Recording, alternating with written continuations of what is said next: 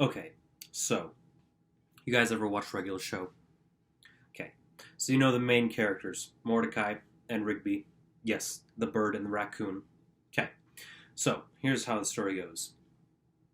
One day, their boss, Benson, yes, the gumball machine man, is building a new gazebo in the park.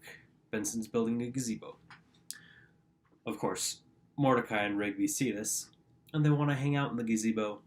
And they're all like, gazebo, gazebo, whoa. But Benson is like, no way. First of all, I'm not done building it yet. And second, you guys are supposed to be working, not hanging out in the gazebo. So, of course, Mordecai and Rigby take that as a challenge. So, every day for the next week, they try and sneak into the gazebo. And every time, Benson is waiting for them inside the gazebo, and he throws gumballs at them until they go away. But of course, Mordecai and Rigby come back the next day. He throws gumballs at them, they go away, and on and on and on. Eventually, Mordecai and Rigby go to Skips for advice. Yes, the gorilla man. He tells them that since fighting for the gazebo clearly hasn't been working, that they can try and persuade Benson by doing something that Benson might like. Since Mordecai went to art school, he takes it upon himself to create something for Benson. And so the next day, Benson is waiting at the gazebo when Mordecai shows up with a life-size marble statue of Benson that he has sculpted himself. Benson seems to really appreciate the sculpture and figures it would make a great decoration for the gazebo. So Benson starts setting up the statue inside the gazebo, and Mordecai is standing outside, and he decides to apologize for the way that he and Rigby have been acting. He says he's sorry for acting childish and for making Benson's job harder.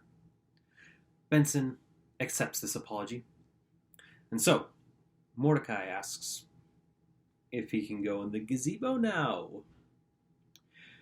Benson says he can go in the gazebo so long as he's finished his work for the day, because last he checked, the grass needed cutting, the pond needed cleaning, the golf cart needed fixing, but he never got to finish his sentence because suddenly Rigby burst out of the marble statue and kicked Benson in the back of the head.